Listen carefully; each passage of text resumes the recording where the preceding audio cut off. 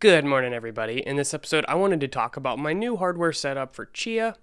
So, I'm gonna be honest, I kind of am terrible at hardware stuff, but I've managed to figure it out with the help of others as well as doing research and trying things out. So, it all started with an all in one plotter slash farmer, and this is what I did a video on. This was a case that would allow up to like 20 hard drives or something like that. And this worked overall pretty okay. Some of the challenges were the cables from the power supply often were limiting in that there wasn't enough plugins for all of the hard drives and they weren't long enough. So, yeah, and it's not as simple as it seems because not all power supply cables are interchangeable. So, I couldn't just, take one from another power supply and throw it in there. You have to make sure that they are compatible. So that's another additional thing you have to consider, as well as the HBA card, which connects to all of the hard drives, because there's only like 4 to 6 SATA ports on the motherboard. So if you want to connect, 18 or 20 hard drives, then you need HBA cards. So I did a whole build on that, and overall it worked okay, but it wasn't my most favorite solution because the setup was fairly complicated, took a lot of time, and it wasn't very scalable. Yeah, I could grow out, if I had 2 of these and I have 40 hard drives. If I have 3 of them, then I have 60 hard drives. But I really wanted a system that would scale even more, and the pretty much go-to solution for this is a JBOD, just a bunch of disks, I believe is what it stands for. And this is basically a container to store a bunch of hard drives, and it doesn't have a motherboard or operating system on it itself. Instead, you connect to it on another host machine. So basically, the card that I used to connect to all the hard drives in the all-in-one build, I just replaced that with an HBA card that would connect to this JBOD and allow for up to 45 drives in this particular JBOD that I used. And I got a couple of these, which you can connect to host machines individually or daisy chain together. So essentially, I've replaced my original setup with a new setup that uses all server equipment, and maybe I'll even get a server rack mount computer, which would be pretty clean. So this was kind of intimidating for some reason, getting into the server equipment, so I wanted to explain some of the things and challenges I ran into. The first thing is just understanding the different measurements. So when you get a server rack, let's say it's pretty tall, it might have some U measurement, and the U is just like units, which describe how tall the server rack is or how tall the equipment is. So an example might be a 4U JBOD, and in that situation, it's going to take up 4 of the units, and might be that big, where each unit is a certain length. I don't remember the exact amount. And a 2U would be half that size, and then a 1U is going to be half that size again.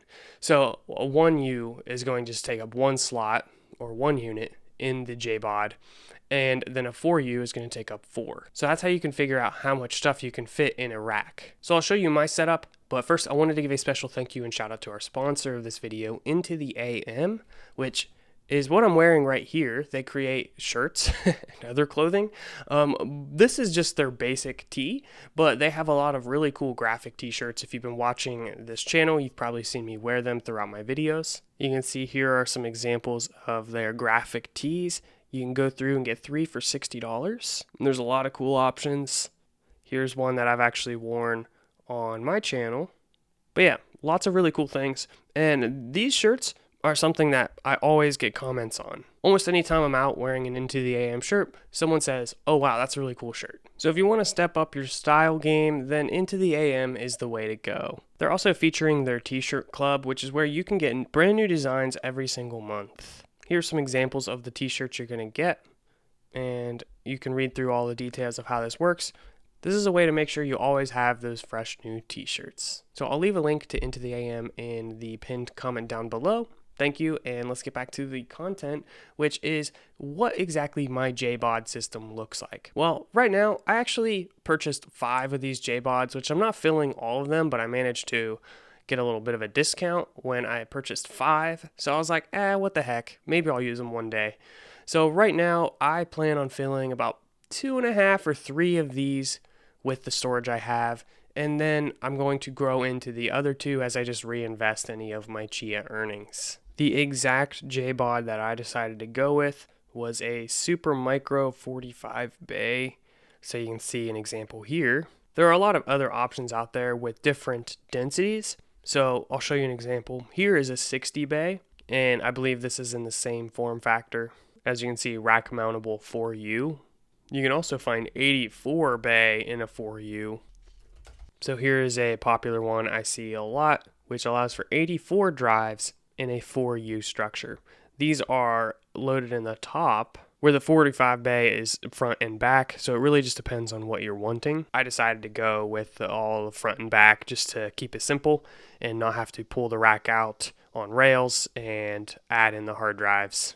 Speaking of rails, you might need to buy those separately. They weren't included with the J-Bods I purchased, so I ended up getting these, which allow the J-Bod to slide in and out of the rack. Then for the HBA card, I went with this, which is $96 on Amazon, but you can find all kinds of used ones on eBay. I accidentally got one with the shorter clip here, so I might need to replace that with the larger one, although it still technically works. So you can search around on eBay to find the right one for that, or you can get it here on Amazon. And then with this, you will need some cables. So this is what I used. You'll need 2 of these to connect it to a J-Bod, at least the J-Bod that I used. And then you can daisy chain the J-Bods together or have a separate card altogether for another host machine. But yeah, purchased 2 of these and it pretty much worked. Now this is probably obvious to most, but I purchased everything and then I had to wait longer because I forgot to get screws for the hard drives. So I purchased 2 of these, which gave me about 600 screws. And that's how you screw the hard drives into the little drive trays that go inside of the J-Bod. If you want links to that, you can find it in my Amazon store and then inside of Chia stuff. So there you go. So that's just an overview of my setup. This isn't really a tutorial. I literally have no idea what I'm doing, but it's working and everything was plug and play. I didn't have to deal with any kind of installations or firmware or anything like that. So I'm using Ubuntu, and overall the experience was very simple. All of the drives just show up as individual drives. There's no kind of RAID or anything complex like that. It's just a way to connect a bunch of drives. So let me know if you have any suggestions or cool ideas on how to make the setup better or other setup ideas, what kind of J-Bods you like to use. And I appreciate you watching this video. Hopefully it was fun and just showing a little update on my little setup. Thank you for watching. Peace out. Stay tuned for the next one. Be sure to subscribe.